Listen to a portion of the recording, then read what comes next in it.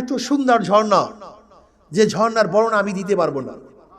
গোটা ঝর্ণার চারপাশে মণি মুক্তার দ্বারা খচিত, আর ঝর্ণার পাশে এত সুন্দর রমণীরা দাঁড়ানো, যার চেহারার বর্ণনা গোটা দুনিয়ার কোনো মানুষ আমাকে দিতে পারবে না। আমি সেই ঝর্ণার দিকে অগ্রসর হইতেছিলাম। এর মধ্যে সে রমণীরা বলছে, ওই যে দেখো আয়নায় মারিয়ার স্বামী আসতেছে। কি বলতেছে? আয়নায় মারিয়ার স্বামী আসতেছে। আমি সামনে অগ্রসর হয়ে বললাম, তোমাদের মধ্যে আয়নায় মারিয়া কে? ওই রমণীরা বলছে, না, আমাদের মধ্যে কেউ আয়নায় মারিয়া নাই, আমরা আয়নার মারিয়ার বান্দি, লিউন্ডি, খাদেমা। তুমি সামনে অগ্রসর হও, সেখানে পাবে। হযরত আমি সামনে অগ্রসর হইতেছিলাম। যাইতে যাইতে দেখি আর একটা ঝর্ণা, অপরিবর্তনীয় এক ঝর্ণা, যে ঝর্ণার সৌন্দর্যতা কোন মানুষ বর্ণনা দিতে পারবে না।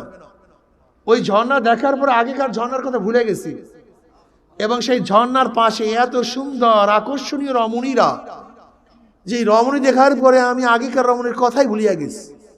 তাদের চেহারা সব মেলান হয়ে গেছে। তারা একে অপরকে বলছে, ওই যে দেখো আয়নায় মারিয়া স্বামী আসতেছে। আমি তাদের কাছে গেলাম, গিয়া বললাম, তোমাদের মধ্যে আয়নায় মারিয়া কে? আমরা তো আয়নায় মারিয়ার বান্দি, লিউন্ডি, খাদেমা। যাও সামনে অগ্রসর হও, সেখানে পাবা। আমি আবারও সামনে অগ্রসর হইতেছিলাম। যাইতে যাইতে গিয়ে দেখি একটা ঝর্ণা, যে ঝর্ণা এত সুন্দর, এত অপরূপ, যে আগেকার ঝর্ণা সমস্ত আকর্ষণ আমি ভুলে গেছি।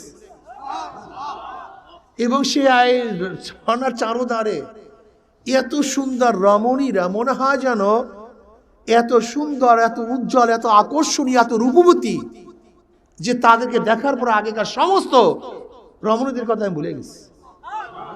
তারা আমাকে দেখেই বলতেছে, তোমাদের মধ্যে ওই যে দেখো আয়নায় মারিয়া স্বামী আসতেছে। আমি গিয়া বললাম, তোমাদের মধ্যে আয়নায় মারিয়া কি? তারা বলছে, না, আমরা তো আয়নায় মারিয়ার বান্দি, খাদেমা, লিউন্ডি। সামনে অগ্রসর হও, সেখানে পাবো। আমি সামনে অগ্রসর হতেছিলাম। সামনে যেতে যেতে দেখি একটা সুন্দর খিমা, জবরদস্ত সবুজ ইয়াকুত পাথরে তা নির্মিত, মনে হয় যেন তারকাগুলির চেয়ে উজ্জ্বল।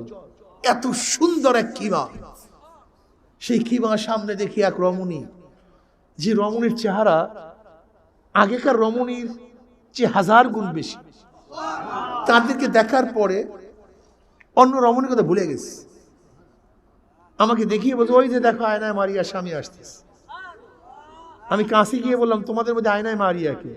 বলে, আমরা তো তার লিউন্ডি, তুমি ভিতরে যাও, সেখানে আস। তুমি ভিতরে যাও, সেখানে সে আস। আমি ভিতরে ঢুকলাম, দেখলাম আয়নায় মারিয়া জবরদস্ত সামারাত সবুজ ইয়াকুত পাথর, হিরো, কাঞ্চন, মণি মুক্তার দ্বারা খচিত এক সিংহাসনে অধিষ্ঠ। মনে হয় যেন তার চেহারা গোটা রুমকে উজ্জ্বল করে ফেলছে। এত রূপবতী, এত সুন্দরী, এত আকর্ষণীয়, তাকে দেখার পরে পিছনের সমস্ত রমণীর কথাই ভুলিয়ে গেছে।